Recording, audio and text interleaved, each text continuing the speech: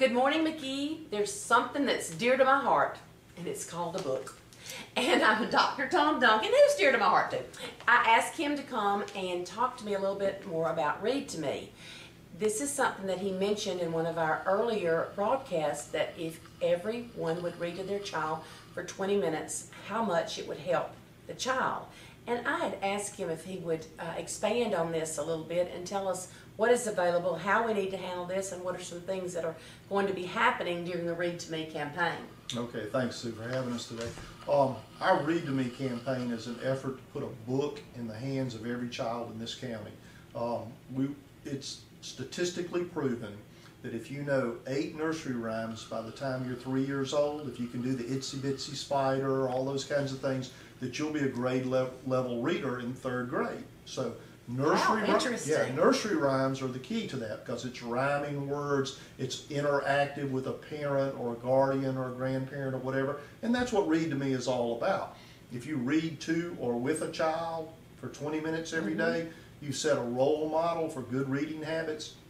You're showing them how to read left to right. You'd be amazed how many kindergarten kids, matter of fact, unfortunately about 70% of our kindergarten kids show up and we screen them, and they don't have the beginning skills to be a ready reader at the kindergarten level. That was so we spend kindergarten year playing catch up, and then we've got 1st and 2nd and 3rd grade, and again the studies show if at 3rd grade you're not a grade level reader, well 4th grade is when all the content, social studies and science and all that kicks in, and if you can't decode a word and sound it out and recognize syllables and letters and blends, well, you're behind the 8 ball to begin with. So the real focus is to get them reading by the 3rd grade on grade level, and the beginning step there is what you do as a young child. You know, if your parents read to you, the chances are you're a pretty good reader. If your parents don't read to you and they put you in front of the TV, no, I'm not down in TV or anything, but yeah, I'm with that now. It's just a statistical study that says, you know, if you read to a child, they'll pick up on that, and you can show them the pictures, and you don't just sit there and read. Show them the pictures. Talk about the pictures. Can you find the butterfly in the book? All those interesting things that a parent or grandparent can do that make reading exciting. You know, when my grandkids come over, they know where the books are. They grab the books and they want Granddad to read to them, because we're trying to instill in them the love of books and reading. And of course, it's all, you know, princess and fairy and stuff and all that. Okay, or something. But, you know, the gingerbread man is one of their favorites, so I get into that one too.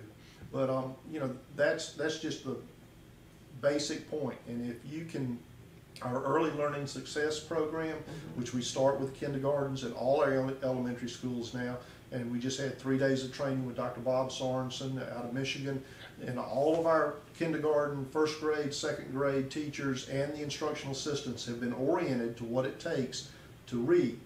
And it's some interesting facts.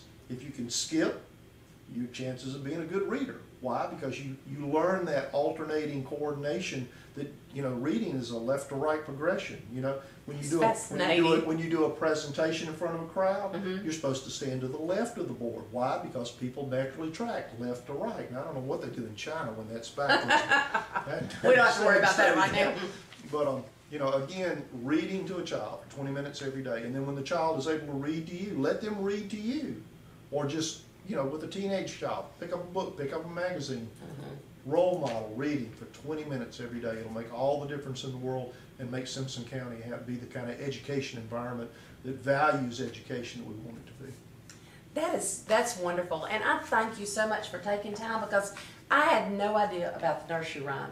That's probably one of the most interesting things to me, is the nursery rhymes. But I do feel that we all need to realize the importance of reading at all ages. And sometimes I think we leave out that teenage child and we assume they know it.